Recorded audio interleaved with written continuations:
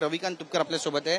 काय नेमकी आता भूमिका घेतली जाणार आहे? बच्चू कडू दाखल झाले, तुम्ही दाखल झाले, राजू शेट्टी दाखल झालेले आहेत, अजित नवले दाखल झालेले आहेत। सगळे मोठे शेतकरी जे नेते आहेत शेतकऱ्यांच्या बद्दल ज्या भावना सरकारपर्यंत पोहोचवण्याचा प्रयत्न करतात, पोहोचतायत का? आणि पोहोचल्या नाहीत तसा तुम्हाला तसं यश आलं नाही तर पुढची भूमिका काय?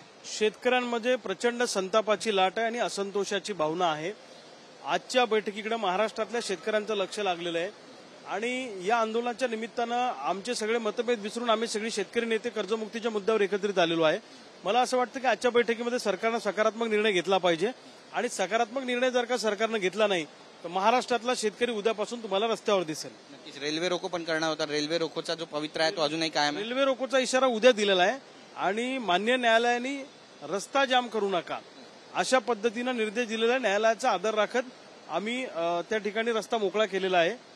मंगल कार्यालयांमध्ये आमचे लोक थांबलेले आहेत, पण न्यायालयाने जसा हा निर्णय तडकाफडकी घेतला एका बातमीच्या आधारावर, तसं मला असं वाटतं शेतकरी आत्महत्याच्या बाबतीत सुद्धा सुमोटो याचिका दाखल करून घेतली पाहिजे न्यायालयाने, म्हणजे अधिक संविधानावरचा आणि लोकशाहीवरचा विश्वास सामान्य माणसाचा दृढ होईल। तुमचं आंदोलन जे आहे ते कुठेतरी चिघळावं असे पण प्रयत्न काही सुरू आहे असं तुम्हाला वाटतं? ते तर प्रत्येक आंदोलनामध्ये सरकारचे लोक करत असतात, आंदोलनात फूट पाडणं किंवा आंदोलन चिघळवण्याचा प्रयत्न करणं किंवा आंदोलनात थोडं फोडी करणं हे करतच असतात। आम्ही आमच्या सोबत सगळे तज्ज्ञ लोक आहेत, आम्ही सगळे शेतकरी नेते। मी 22 वर्ष चळवळीत काम केले, बच्चू भाऊनी 35-40 वर्ष काम केले, वेगळे सगळे चटप साहेब आमचे ज्येष्ठ आहेत की ज्यांनी 50 वर्ष आयुष्याची चळवळीमध्ये घातली, त्यामुळे आमचा आंदोलनातला अनुभव दांडगा आहे। शेतकऱ्यांची ताकद सरकारला भारी पडेल आणि सरकारला निर्णय घ्यावा लागेल असं मला वाटतं। तुम्ही कोणकोणते मुद्दे जे आज 7 वाजता मुख्यमंत्री देवेंद्र फडणवीस यांच्यासोबत बैठकीत मांडणार आहात? 20-22 मुद्दे आहेत। यामध्ये कर्जमुक्तीचा मुद्दा आहे, सोयाबीन कापसाच्या भावफरकाचा मुद्दा आहे, मच्छीमारांचा मुद्दा आहे, मेंढपाळांचा मुद्दा आहे, जंगली जनावरांचा मुद्दा आहे, शेतमजुरांचा मुद्दा आहे, सरसकट कर्जमाफीचा मुद्दा आहे। असे अनेक मुद्दे घेऊन आजची बैठक होणार आहे, विस्तृत बैठक होणार आहे। आजच्या बैठकीमध्ये सरकारने मार्ग काढावा आणि शेतकऱ्यांचे आशीर्वाद घ्यावेत असं मला वाटतं। जर 7-12 कोरा झाला नाही तर मग पुढची भूमिका तुमची काय? आंदोलन आक्रमक होईल महाराष्ट्रामध्ये, भूतोन भविष्यात आंदोलन होईल। या देशामध्ये आंदोलनाने इतिहास रचलेला आहे। इंदिरा गांधींनी आणीबाणी लावली त्यावेळी जयप्रकाश नारायणांनी आंदोलन केलं तेव्हा सत्ता परिवर्तन झालं।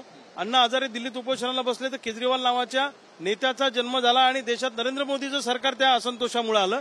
त्यामुळे शेतकऱ्यांचा असंतोष सरकारला कदापि परवडणार नाही।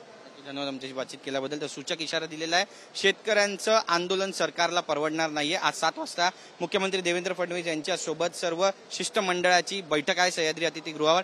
यामध्ये 7-12 कोरा होणार आहे का शेतकऱ्यांचा, त्यासोबतच सरसकट कर्जमाफी होणार आहे का, पाहणं महत्वाचं ठरेल। कॅमेरा पर्सन अमित शिगवणसह गिरीश गायकवाड, TV9 मराठी, मुंबई।